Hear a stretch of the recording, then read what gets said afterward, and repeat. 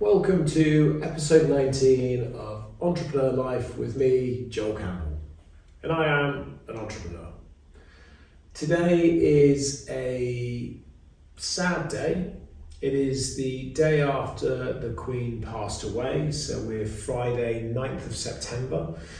I decided that I wouldn't put a podcast out today, partially because the Queen had passed away. It just didn't seem quite right. Also, because I always tell the truth, I hadn't actually recorded it. So there is a double whammy in there. I was going to do a live today. I thought, well, what I'll do is I'll go live at about 2 o'clock, which I normally release the podcast, and I wouldn't pre-record and I'd do that live. And it just kind of felt not right to do it, really. So I'm not a massive royalist. I understand the role that the royal family and the monarchy has in our current society. I understand the role it used to have in our historic society, and who knows where it will go going forwards. And I also recognise the difference between what they refer to as the firm and the family. And I think that's a really hard line that they must tread in there. I guess for me, not being brought up as a royalist, whereas my wife was, I would say, I absolutely get it, and I feel for the royal family at this time, and I think as part of the nation, certainly am all about our country, and I'm very patriotic, and I would recognise that our monarchy is our kings or is our queens, and Prince Charles is our king, and Queen Elizabeth was our queen, and Prince William will be our king. So I do recognise that, and it is quite a sad time, and I think she was an amazing woman and achieved some amazing things. And maybe I don't know, maybe I read too much into it, but having a prison, they are HMP. This building that we have once belonged to the crown. That's how they were created. Charles I, I believe it was, put the decree in back in 1610 that every county should have its own jail, should have a county jail, and they were built after that. And Shepton Mallet Prison was the first county jail built, I believe, after the decree opening in 1625. And there's always been a jail in the county ever since, and they've always been His Majesty's or Her Majesty's prison. And you stay at Her Majesty's pleasure or at His Majesty's pleasure. So, across the top of our buildings and throughout history since the first brick was laid, they've always been HM prisons. We don't refer to them as that now because they're decommissioned, so we refer to them as Shrewsbury Prison or Shepton Mallet Prison, but they are absolutely Her Majesty's prisons, His Majesty's prisons as they would now be. So there is a connection in there, and like I say, it's quite a sad time. So I think what I'm going to do is I'm going to take a moment just to reflect on that. So be quiet for a few moments, just to reflect on that, and then I'm going to roll into the episode this week. So just going to do that, and I hope you'll join me with that.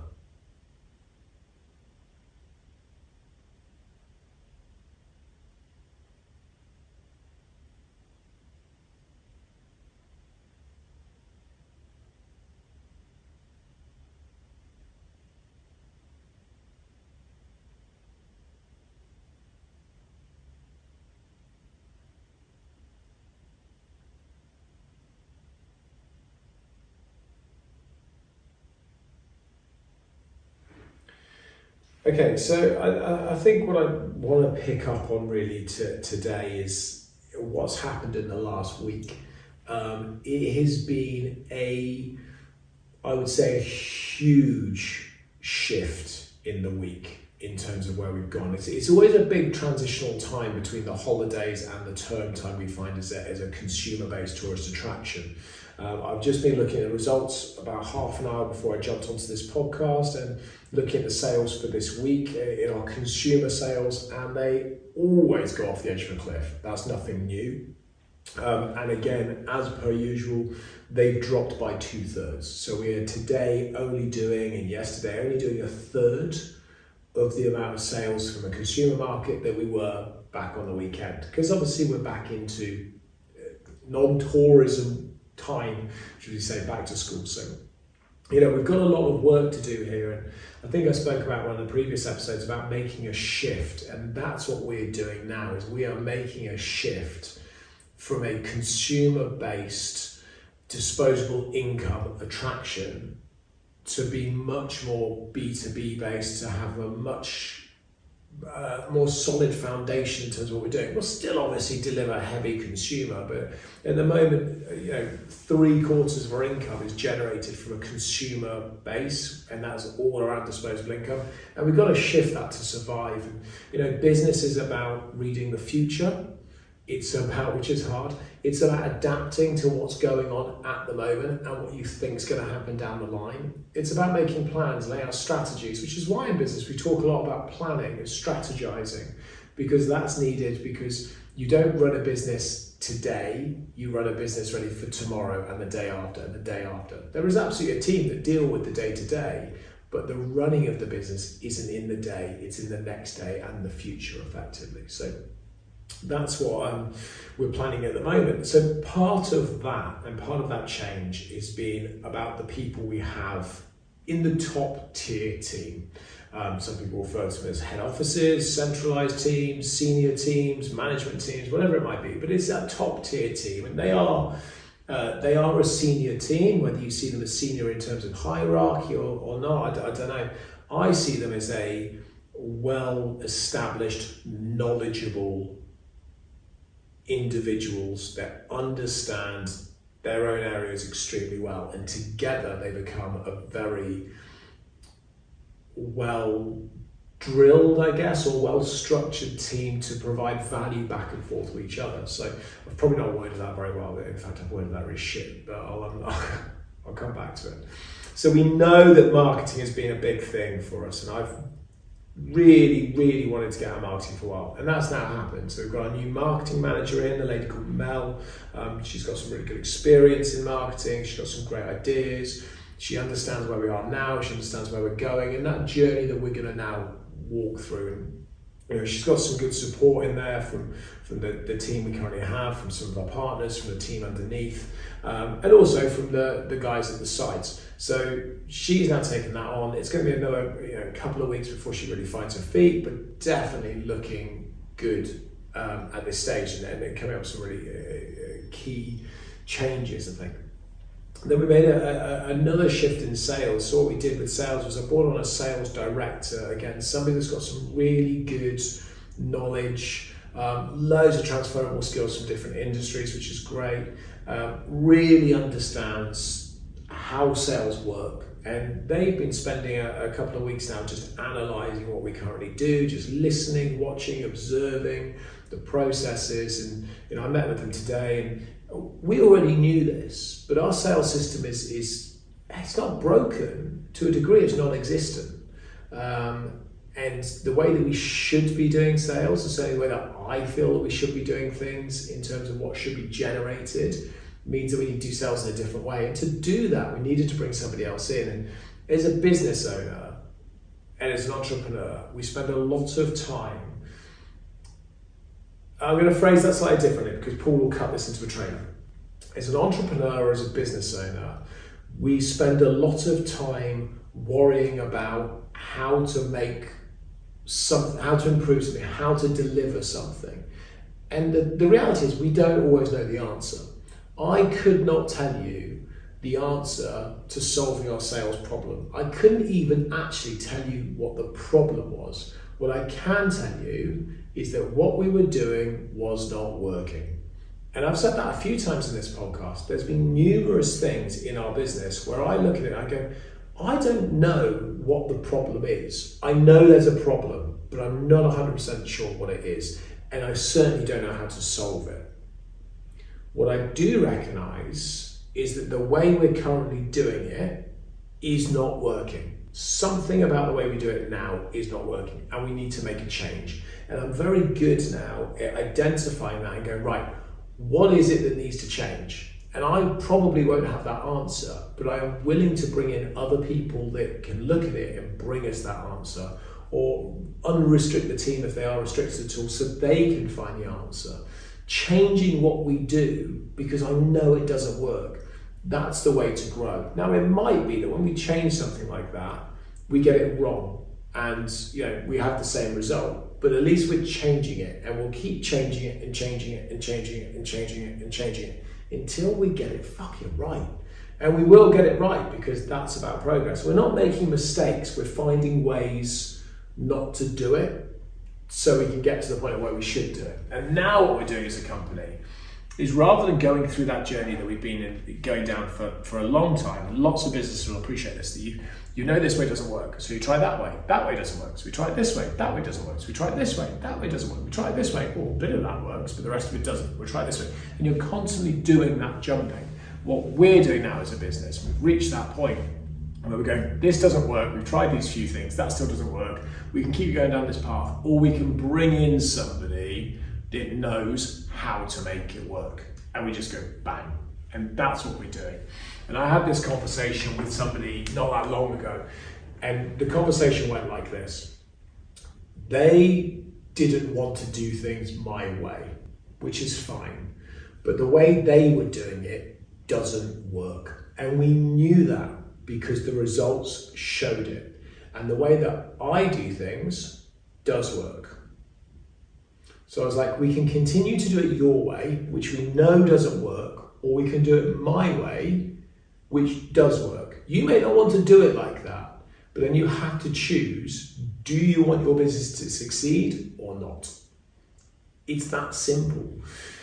But it's been a great week in that sense. It sounds quite negative. It has been amazing. It has been eye-opening, and it has been cultural shifting, and it has been work shifting, and I've had 4 people come to me. We had an employee day yesterday, a management day yesterday, where we sat with sales, with the sales director, sales manager, marketing manager, the site managers, our employee engagement director, our admin and finance manager, with the attraction director. So we're all together having a corporate day yesterday on one of our sites at Shrewsbury.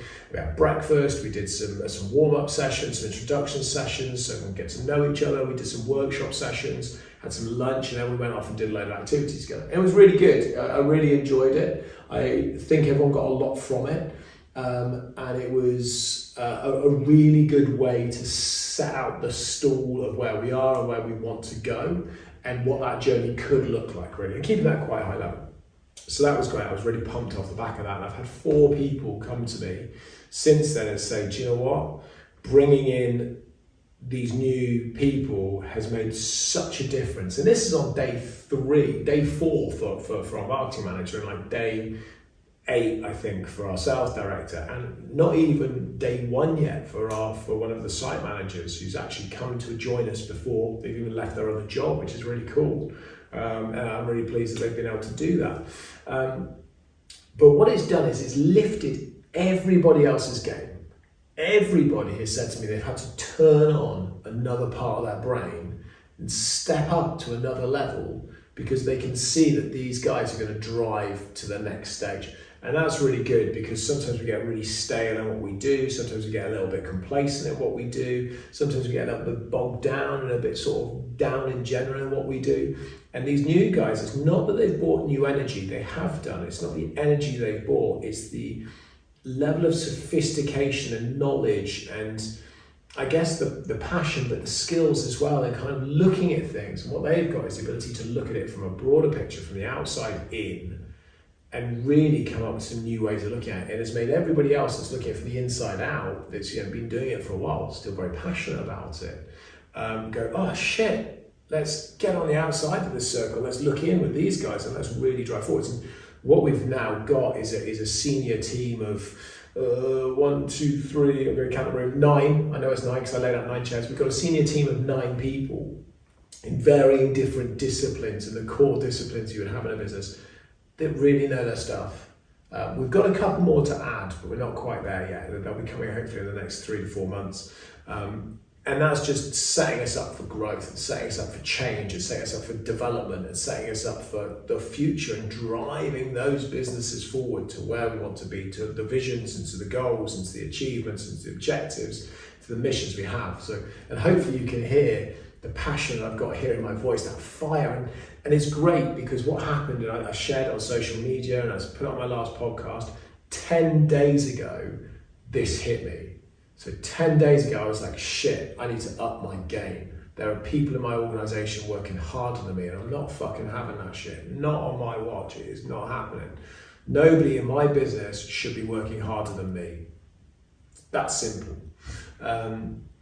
So I had to up my game, and I saw that 10 days ago. And yesterday, another 4 of my team, the senior team, came to me and were like, hey, we need to up our game. And we want to do that. We want to get better. We want to progress. We want to move forwards. And I was like, I'm so pleased. I was so pumped by that. And I was also really pleased that I saw it 10 days prior, because again, it shows, and sometimes I need that reassurance. It shows that I know what I'm doing. I know what I'm talking about, because we all need that reassurance at different points. And that was already pleasing, and my expectations over the next week to 10 days, the next tiers down will start to go, hell no, we need to up our game. We need to step up again. We need to really press forward. And I think it's really, it's the timing of it is really interesting. So I'm just drinking some tea, because I love my tea. The timing of it's really interesting because I sat watching the different programs last night about the Queen and her passing, and the messaging was so clear and was so consistent across every channel I was watching, across all the broadcasting, across all the news outlets, across everybody that was speaking about it, is that this was a woman that was just dedicated to the service of the job. She absolutely was. Now, don't get me wrong, she obviously has, it comes with a lot of benefits, clearly, but money is not a concern here for the royal family in that sense. And there's lots of problems that people have day to day that the royal family do not have. They just do not recognise those problems in the same way. It's a different world.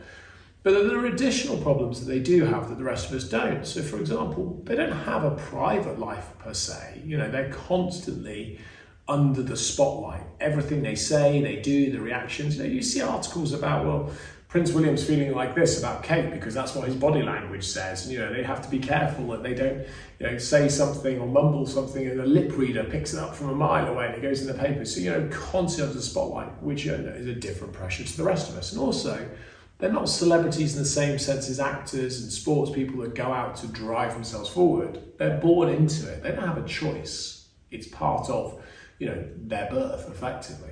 But the one thing that came from the Majesty and the Queen was just how hard she worked for others, and she was always trying to improve and trying to drive forwards and just committed to what she did, committed to that service for others. And there wouldn't have been an end goal in her mind. It just would have been the journey of that, I'm sure.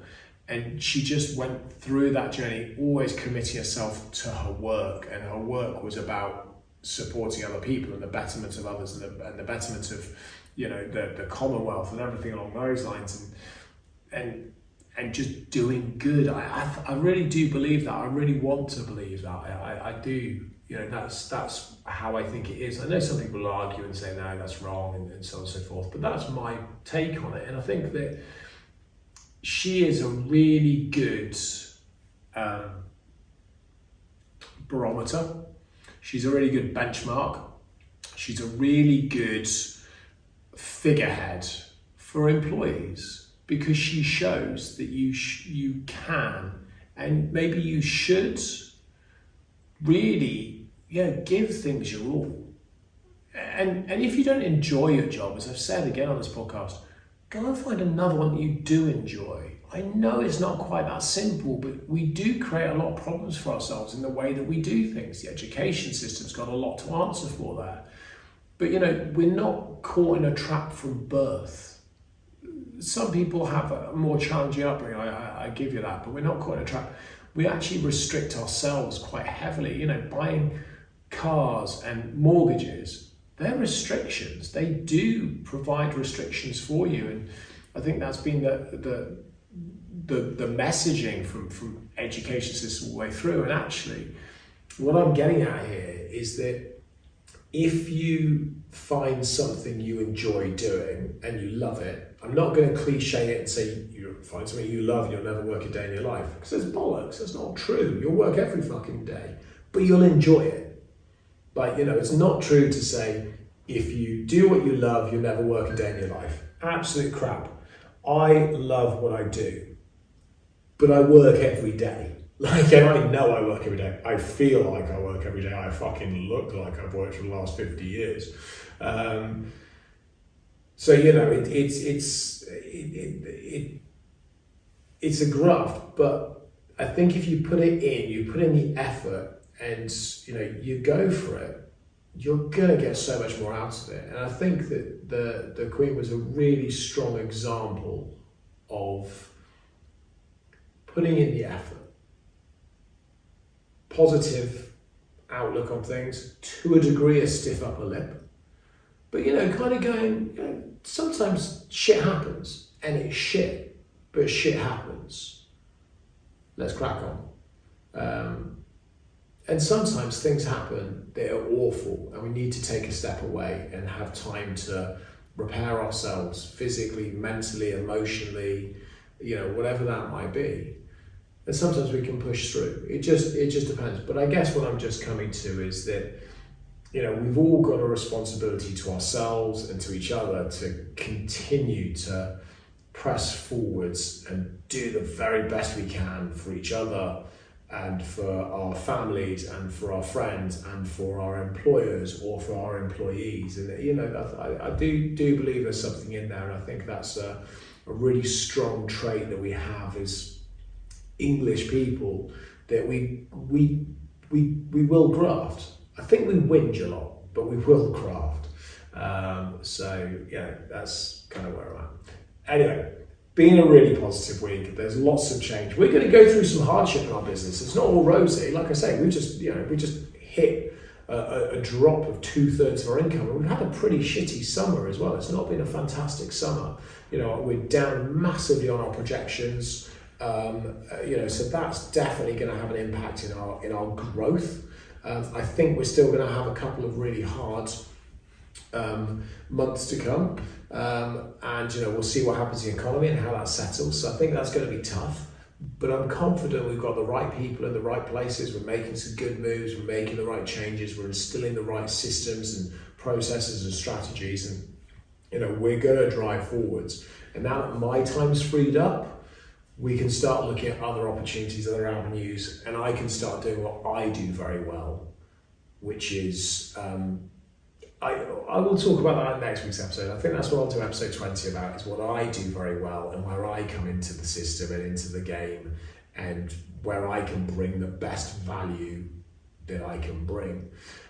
So maybe I'll say that for episode 20, but like I say, it's lots of positivity, lots of things going forwards, and I think that's gonna be a game changer for us. I truly believe that. So I'm going to leave it there. It's a slightly shorter podcast, almost about 25 minutes in fairness.